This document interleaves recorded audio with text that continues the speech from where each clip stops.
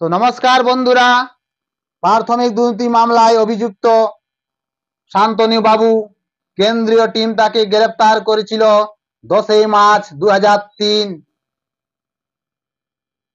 সেই বলাগড়ে আসতেই তাকে বীরের সম্বর্ধনা জানাচ্ছেন, তাকে ফুলের মালা, তাকে শঙ্খধ্বনি, উলুধ্বনি দিয়ে তাকে স্বাগত করছেন সেখানকার মানুষজন। কি এক মহান কাজ করে এসেছে, তাকে ফুলের মালা, উলুধ্বনি, শঙ্খধ্বনি দিচ্ছে এবং বীরের সম্বর্ধনা করছেন সেই বলাগড়ের লোক। আহা, কি গো, দেখুন সেই দৃশ্য তুলেছেন তিনি।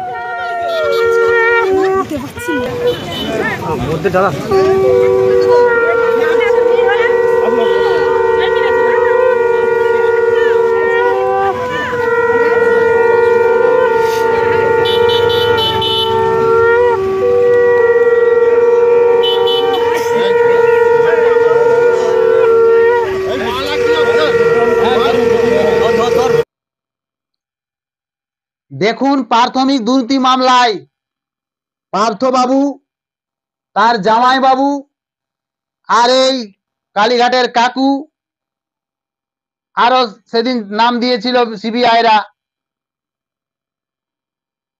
অভিষেক আর এই শান্তনু বাবু, অনেকের নাম আছে। তার মধ্যে ইনি জেল খেটে আসামি, 2 বছর জেল খেটে বেরিয়েছেন। জেল থেকে বাড়ার পরে বাড়ি আসা হলো, তাকে সম্বোধন দেওয়া হলো, কিন্তু তাও অনেক কষ্ট হচ্ছে তার, তাকে দল থেকে বহিষ্কৃত করা হয়েছে। তার অনেক কষ্ট, তার অনেক দুঃখ, তার অনেক অসুবিধায়, এমনই উনি মন্তব্য করেছেন সেই শান্তনু বাবু। বিরুদ্ধে অভিযোগ এখনো বিচারাধীন আছে। দল সেই সুযোগটা দিতে পারতো, বা দল হয়তো পাশে থাকতে পারতো, যে সাসপেন্ড করতে পারতো। আমি মনে করি দল, তৃণমূল একজন শৃঙ্খলাবদ্ধ দল, সেখানে শৃঙ্খলাটা তৃণমূলে অনেক বেশি। সেই জায়গায় দাঁড়িয়ে একদম সঠিক, কিন্তু বহিষ্কার করাটা আমার খুব কষ্ট হয়েছিল। যেখানে ছিলাম সেখানে অনেক মানুষের সাথে আমারও তো পরিচয় হয়েছে, দেখেছি, জেনেছি দলে থেকেও কিভাবে, দলের মধ্যে থেকেও কিভাবে দলের সাথে তারা গদ্দারি করছে, বা অন্য রাজনৈতিক দলের সাথে কিভাবে ব্যালেন্স করে আমার দলের খবর বাইরে বেরোচ্ছে। অনেক কিছু জানতে পেরেছি, অনেক কিছু জেনেছি। চেষ্টা করবো কারোর মাধ্যমে দলের কাছে সেগুলো পৌঁছে দেওয়ার। সেটা কি এই জেলারও? অবশ্যই, সারা বাংলার আছে, এই জেলারও আছে।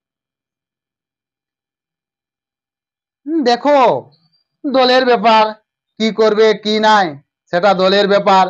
তবে তৃণমূল কংগ্রেস তাকে বের করে দেওয়া হয়েছে। তবে আমি তো ভাবছি তাকে বের করবে না, কারণ 2026-এ বিধানসভা ভোট আসছে।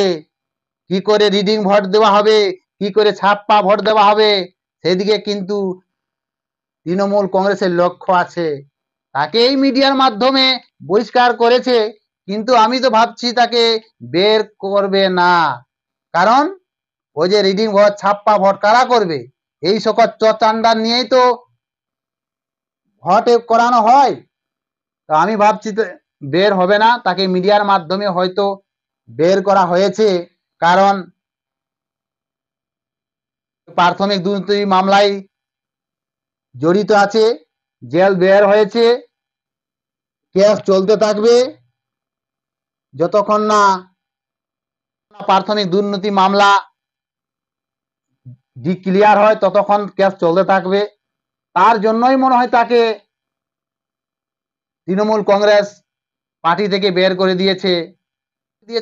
ওটা কিছু দিনের জন্য বার করে দিয়েছে, তারপরে আবার পার্টি টেনে নেবে। তার সঙ্গে নাকি অনেক অনেক বন্ধু বান্ধব, অনেক অনেক মানুষের সঙ্গে পরিচয় আছে। তো দেখো, চোর চান্ডাল লোকের তো পরিচয় থাকবেই। আর এই তৃণমূল কংগ্রেসের উঁচু নিচু লেভেল যত নেতা মন্ত্রী চামচা ছোট বড় যাই দেখবেন, সবাই চোর চান্ডাল। কেউ চাকরি দুর্নীতি মামলায়, কেউ বালি দুর্নীতি মামলায়, কেউ গরু পাচারে, কেউ কয়লা পাচারে, কেউ রেশম দুর্নীতি মামলায়। প্রত্যেকটা নেতা মন্ত্রী সব চোর চান্ডাল।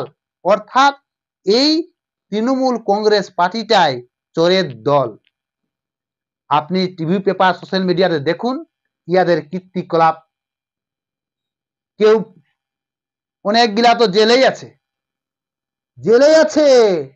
তাদের কি রকম রীতিনীতি, এই পশ্চিমবাংলায় কি করবে উন্নতি? চোর চান্ডালের দল কি হবে যে হাল, এই তারা ভোট লুট করছে।